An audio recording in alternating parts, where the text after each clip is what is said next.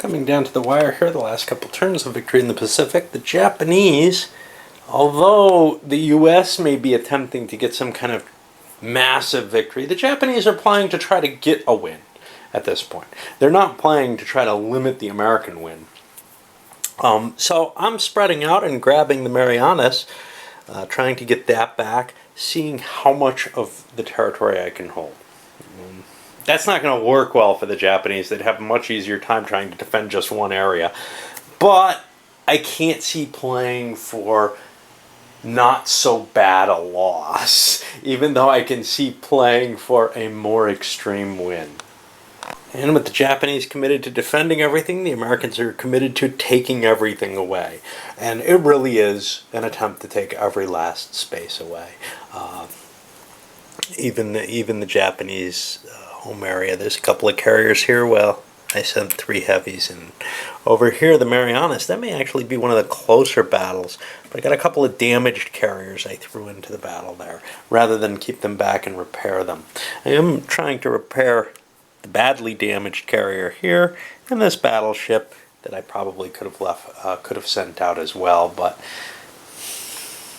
the surface strength, I've got a pretty good advantage on, actually, at this point. It's really the air power that I'm most worried about. The biggest thing, well, there's just a ton of American ground-based air coming in from the Philippines. The Japanese do not have a Marine to send out there, so the Marianas is basically lost. The Japanese have to pull out of there.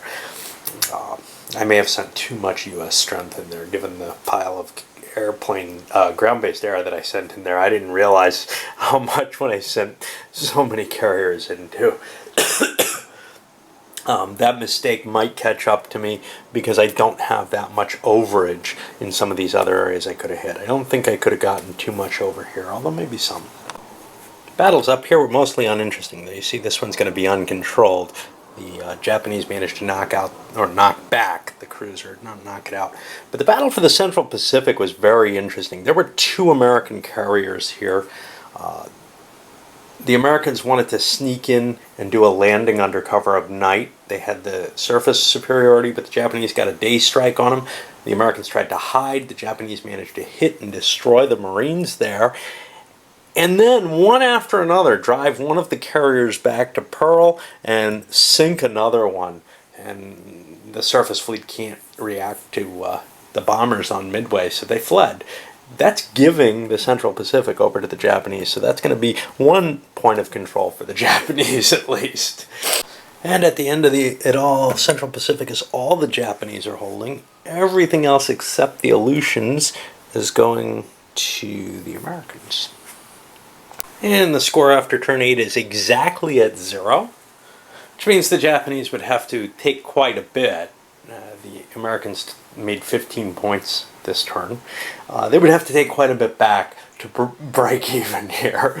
But, you know, again, there's the how much of a victory does this end up being for the U.S.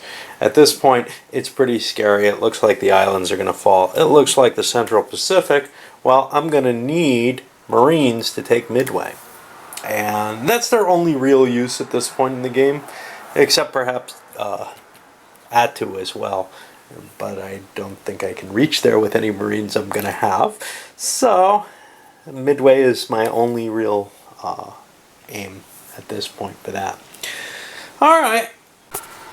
Well, at this point, on this 9th turn, it's obvious the U.S. is going to win. I'm not going to be able to grab enough things. If I could take Indonesia and the Japanese islands both, make a stab in that direction, what would that mean? This is where some role-playing kind of comes into play in the game, because it's no longer a case of I have any reasonable hope of maybe spreading out and reducing my losses here. At this point, it's really kind of, you know, if I was in this historical position, I would be defending the Japanese islands, and that's it. And that's, in a sense, kind of what I feel like I should be doing. But hey, I can project power into a couple of these places. That might be worthwhile. I'm not going to bother with the Aleutian Islands because the U.S. can throw its weight into there.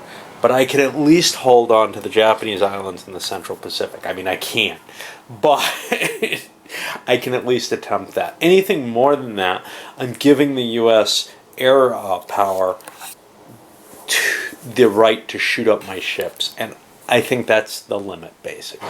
That's the thing I'm unwilling to do.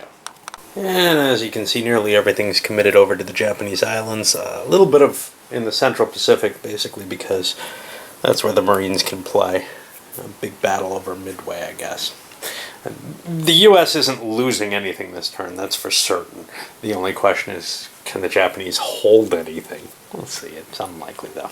Well, the result's not a great one for the U.S.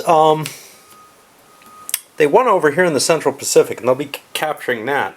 But here in the Japanese island, all their carriers have been neutered, either sunk, damaged, or forced to return, or knocked down so low that they can't do any damage. Now, I could try to hunt this down, but there's nothing I can do about these airplanes. They will destroy every single U.S. ship there eventually, so I've got to get out of there.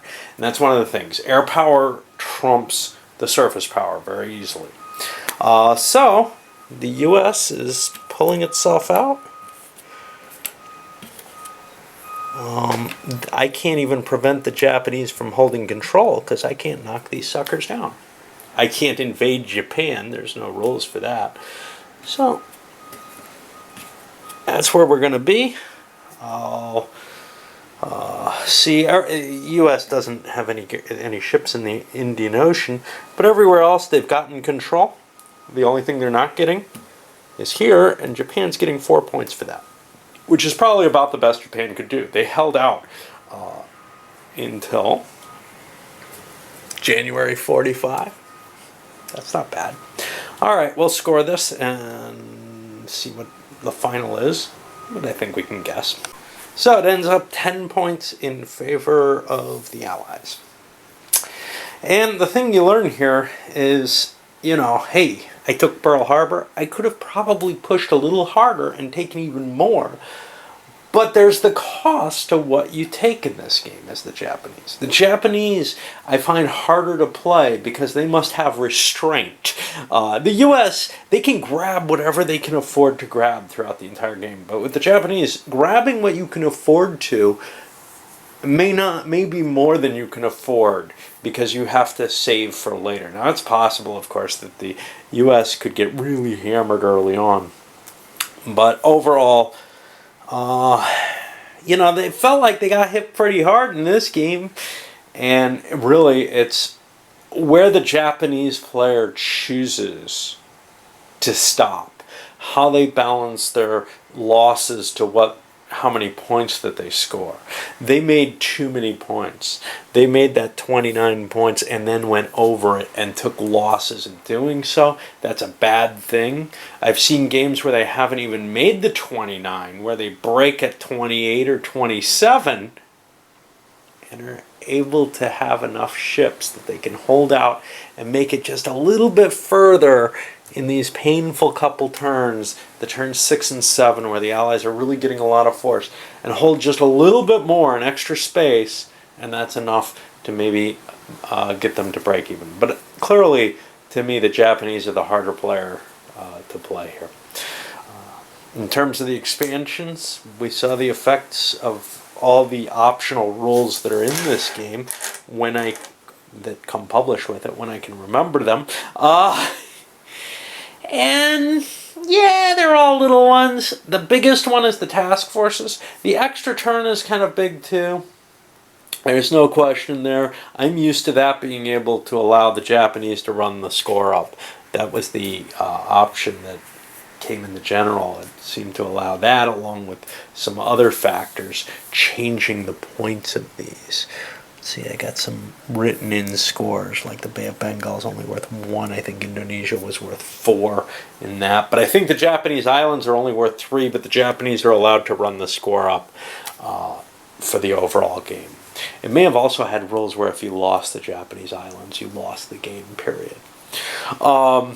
It was definitely an attempt at a more historical basis, because you could get some kind of weird stuff where there's some like Japanese remnant fleet hanging out in Alaska, winning the game essentially with that or something. It feels weird to me. They wouldn't have even lasted probably. Anyway, I'll come back with a review of it. And we'll see where we go from there. Before I hit the review, I do want to say one thing that disturbed me about this particular gameplay that we had here. The Japanese took Pearl Harbor. The Japanese islands did not fall. The Japanese lost the game.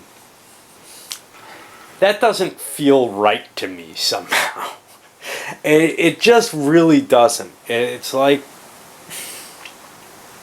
what do you need to do to not lose with the Japanese? I mean, this was certainly a more glorious situation than the historical. Anyway, we did lose the Japanese islands sea area the turn before, but we retook it. I don't know. Anyway, up it goes.